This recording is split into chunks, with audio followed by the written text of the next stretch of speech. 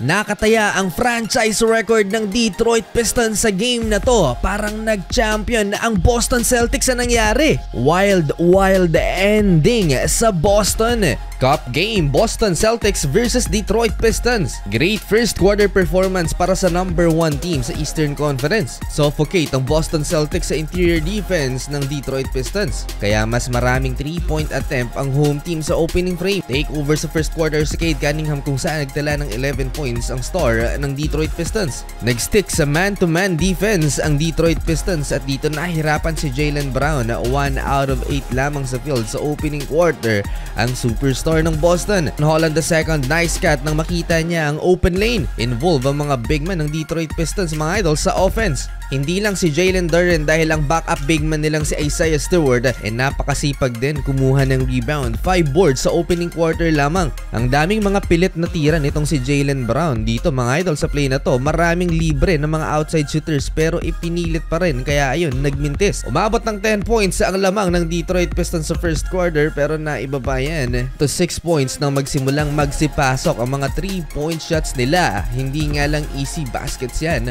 Contested ng Motor City 30-24 end of first quarter. Second frame, mukhang hindi pamilyar sa mga mukhang to ang Detroit Pistons dahil sila ang kumana dito sa second quarter. 7-0 run at nag-capitalize ulit ang home team sa kanilang outside shooting. Chase down, Ron Holland with the block. Ngayong season mga idol, pangatlo ang Boston Celtics in 3-point attempt, 42.9 threes every single game and about 35% ng kanilang 3-point shooting percentage. Nakalamang ang Boston Celtics pero kalaunan ay nabawi rin kagad ng Detroit Pistons. Malaking problema ng visiting team ang pagkuha ng rebound. Masyadong dominant si Jalen Duren, napakaraming offensive boards ang naitala ng Pistons sa first 2 quarters. Pang-apat sa listahan ngayong season si Jalen Duren in rebounds per game at 11.5 boards average. More and more 3-pointers ang pinakawala ng Boston Celtics at dito nakukuha na ni Jaylen Brown ng kanyang rhythm. Naitabla ng Boston Celtics sa 45 ang talaan hanggang sa nakalamang sila nang mapa-take over si Jaylen Brown sa last 3 minutes. 5 points lang sa first quarter si Jaylen Brown pero tinapos ang first half na may 19 points. Final 2 minutes ng first half, Jalen Duren laban sa tatlong players ng Boston Celtics. Ang inspiration lang naman ni Jalen Duren ay ang Detroit Pistons legend Ben Wallace. Nagpakilala para sa Boston Celtics si Baylor Sherman with 13 points at 5 out of 6 from the field. Ausar Thompson to beat the clock to end the half. Pistons up 1, 58-57 halftime. Start of third quarter, hirap pa rin ang Boston Celtics na makakuha ng rebound. 3 offensive boards in a single possession ng Detroit Pistons. Nag-stick sa game plan ng Boston Celtics at patuloy ang pagkanaan nila beyond the 3-point line. Lumalaki na ang lamang ng Boston Celtics kaya maagang napa-timeout ang Detroit.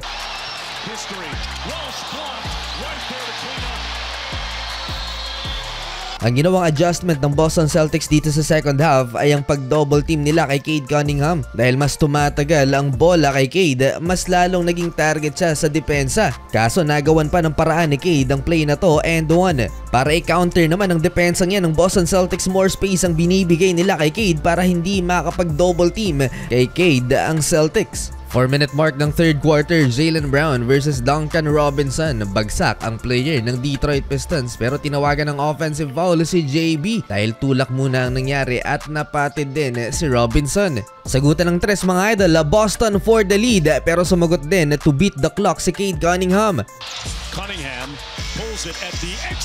Defensive breakdown para sa Detroit Pistons dahil masyadong mainit sa labas ang Boston Celtics, kailangang depensahan nila at eto yung nangyari, iniwan ni Cade Cunningham ang binabantayan niyang si Jordan Walsh. Easiest dunk of the night. Di rin nag-rotate si Caris LeVert. Nagawa din ng Celtics fans sa kanilang part na i-distract naman ng mga players ng Pistons. 3 free throws for Derrick White to end the third quarter. Lamang mga idol ang Boston Celtics 86-83. Delikado at mukhang mapuputol na ang winning streak ng Detroit Pistons dahil lumalaki pa ang lamang ng Boston. 17 3-pointers mga idol, shooting 48% outside the arc. Kumpara sa 9 3-pointers lang ng visiting team, napakalaking diferensya. Patience at more 2-point field goal naman ang counter ng Detroit. 7-1 run ng Pistons baba sa isang lamang ng Boston, 93-92. Mabilis na nabaliktad ang laban, lamang na ang Pistons 97-93 matapos ang tres na to ni Caris LeVert off the bench. Eksaktong kalahati ng fourth quarter, Jaylen Brown open lane, two-handed dunk.